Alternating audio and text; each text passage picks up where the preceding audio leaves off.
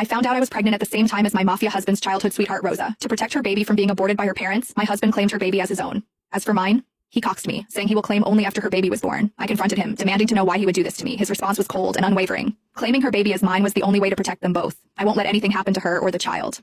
In that moment, as I looked at the man I had loved for 10 years, I realized my love for him had died.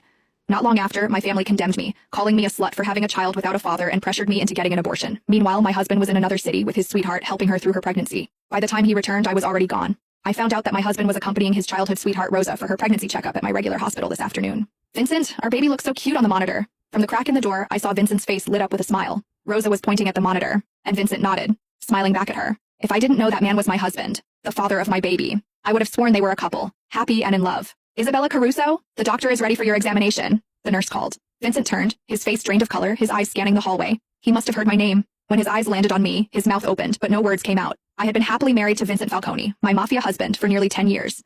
This year, I was finally pregnant with his child. He of all people should know how difficult it is for me to have the baby now. How could he do this to me? I slowly walked toward him, my heart boiling with fury, anger, and the deep sadness of realizing how much I had been lied to. Is that why you told me you couldn't come to my appointment today? I tried to keep my voice steady, but the anger surged, making it impossible to control. Without thinking, I raised my hand and slapped Vincent hard across the face. It was the first time I had ever lashed out at him like this. Yet even after I slapped him, he stood there, silent, avoiding my gaze. Your silence isn't helping, Vincent. You owe me an explanation. Vincent didn't move, but Rosa, who had been standing behind him, stepped forward, shielding him from my anger.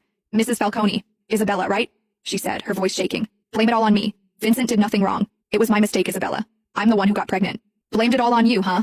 I scoffed, the bitterness in my voice clear. I was a tough woman, but even so, tears streamed down my face. As if my tears had triggered something in him, Vincent finally stepped past Rosa and pulled me into his arms. Don't cry, Isabella. The baby isn't mine, he said, his voice barely above a whisper. I froze. What? But then, Rosa spoke. She winked her innocent big eyes at Vincent. Vincent, didn't you promise to protect my baby by claiming it as your own?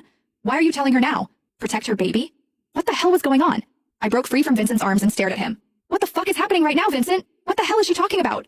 Vincent! Rosa called him too, clearly trying to stop him from saying anything more. But Vincent didn't hesitate. Isabella's my wife. She deserves to know. All right. Rosa's tear-filled eyes locked onto mine. If you really need to know, Isabella, Vincent decided to claim my baby as his, so he might not be able to claim yours. Vincent's face drained of color, but he stayed silent, offering no correction. But don't worry, Rosa continued, her tone suddenly sweet as she reached for my hand, her fingers hovering just above mine. Vincent said that even he can't claim your baby now. He'll adopt once you've given birth. Our baby will belong to the Falcone name, she added, her voice dripping with faux sincerity. I swear I saw a brief smirk twist her lips, but it was gone before I could be sure. I turned to Vincent, still silent, his head bowed as if he couldn't bear to look at me. Is this true, Vincent? My voice wavered as I forced the question out. You're going to give up on our baby to save hers? I'm sorry, Isabella, he whispered, his voice hoarse, barely audible. Tears welled up again. Is her baby so important to you that you'd abandon ours? Vincent hesitated,